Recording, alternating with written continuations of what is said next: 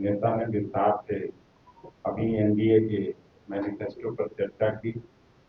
उनसे अपने को संबद्ध करते हुए सरदार पटेल साहब की जयंती पर और पूर्व प्रधानमंत्री इंदिरा जी के पुण्यतिथि पर हम उनको याद करते हैं, श्रद्धासुमन अर्पित करते हुए अपनी बात की शुरुआत यहाँ से करते हैं कि आज जो 7 सेकेंड का फोटो छूटा वो 26 सेकेंड कहा, लेकिन मैं भी घर में बैठ के टीवी में देख रहा था। वो 7 सेकेंड का जो फोटो शूट आउट था उसका मतलब क्या है?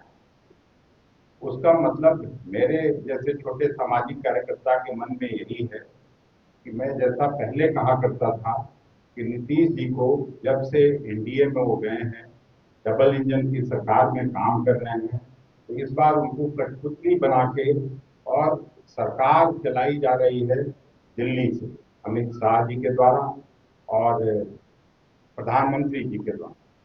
जो भी नीति निर्धारित की जा रही है, खास करके बिहार को एक मजदूर सप्लाई स्टेट के रूप में रखने का जो साजिश है, राजनीतिक साजिश है, उसको आप सभी देख रहे हैं। मुझे तो प्रेस के मित्रों से भी मैं माफी मांगता हूं कि इस तरह का आप लोगों के साथ भी किसी ने आज तक अत्याचार नहीं किया होगा। आज जो हुआ, वो लोग तो कुछ नहीं कहेंगे, लेकिन मैं माफी मांगता हूं उन लोगों के लिए, बिहार का होने के नाते। जैसा अशोक गहलोत साहब ने कहा कि हम लोगों ने भी 2 दिन पहले अपना संकल्प पत्र जारी किया था, तो हम लोगों के जो महागठबंधन के मुख्यमंत्री के चेहरा हैं, उन्होंने संकल्प पत्र को पढ़ा था आपके सामने। आज अपेक्षा किया जा रहा था कि आज कम से कम नीतीश जी को इतना फ्रीडम दिया जाएगा वहां आपके सामने कि वो कुछ कह सके, लेकिन उनको जिस तरह से उनके साथ व्यवहार किया गया, वो भी बिहार और बिहारियों के साथ अपमान है भारतीय जनता पार्टी के शासन के द्वारा, भारतीय जनता और एनडीए के नेतृत्व के द्वारा। आज संकल्प पत्र पढ़ा जाता है भारतीय जनता पार्टी के कोटे से जो उप मुख्यमंत्री हैं सम्राट चौधरी के द्वारा, और इससे साफ ये संकेत है बिहारी मतदाताओं के लिए, बिहार के लोगों के लिए, कि वो केवल उनको उनका चेहरा आगे करके उनके वोट बैंक का इस्तेमाल किया जा रहा है, उनके वोट बैंक को छीनने की कोशिश हो रही है। असल में जो खेल है वो 14 तारीख के बाद होने वाला है। और जो प्रधानमंत्री जी का कल का आपने वीडियो अगर देखा होगा कि नया बिहार बनाने का जो संकल्प है, तो भारतीय जनता पार्टी अभी तो पीछे से राजपाट कर रही है, वो अपना मुख्यमंत्री आगे करके और नीतीश जी को किनारे करने की कोशिश है, जनता दल यू नेतृत्व को पीछे ढकेलने की कोशिश है। और कमोबेश यही स्थिति जो एनडीए के बाकी के नेता हैं, बाकी के जो उनके मित्र दल हैं, उनके साथ भी यही होने वाला है। भारतीय जनता पार्टी, जैसा कि आदरणीय गहलोत साहब ने कहा, 20 साल का कोई हिसाब हुआ नहीं।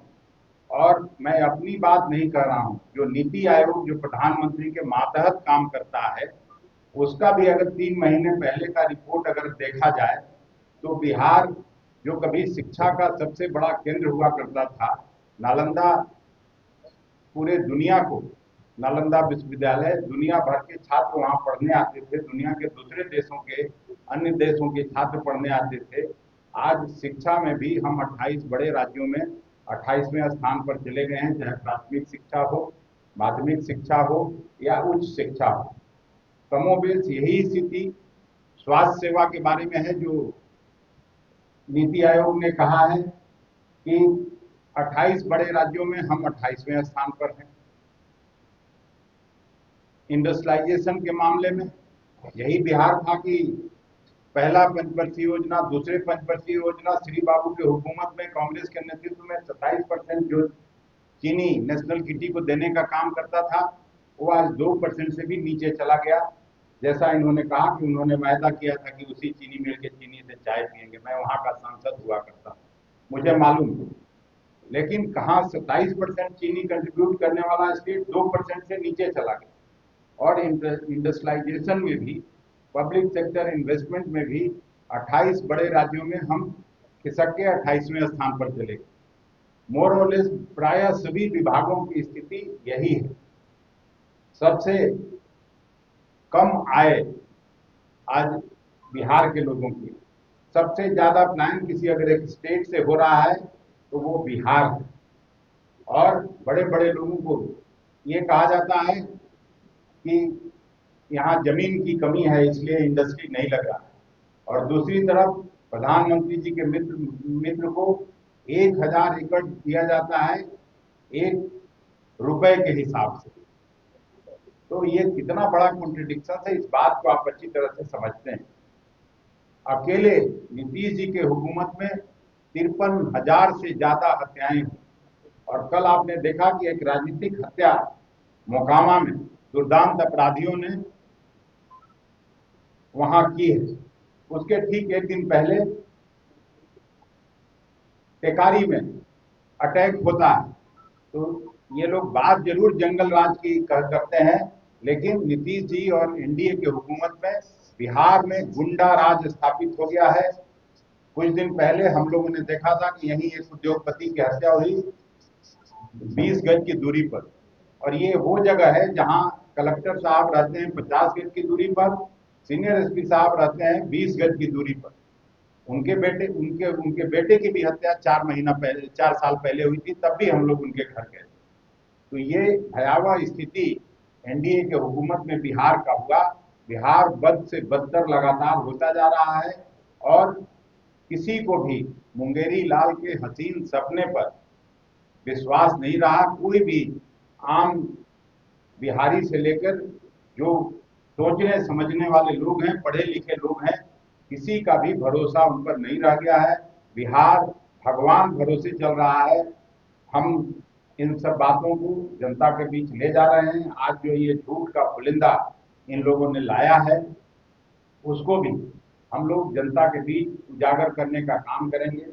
और बेरोजगारी का जो ये संकल्प लिए हैं, अपराध का जो इन लोगों ने फिर से संकल्प लिया है, भ्रष्टाचार का जो संकल्प लिया है, यही है एनडीए का टायर्ड और रिटायर्ड मैनिफेस्टो।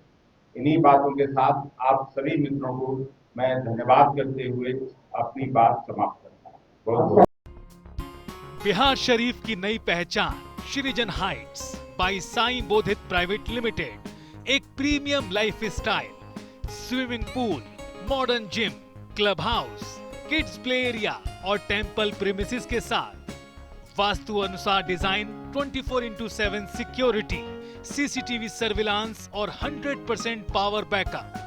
दिवाली स्पेशल धमाका ऑफर, 3 BHK प्रीमियम फ्लैट्स सिर्फ 4100 रुपए पर square feet. RERA approved project, बस चोरा बगीचा से 2 मिनट की दूरी पर। Bookings open now. कॉल करें 18005728 177 या 9031605004।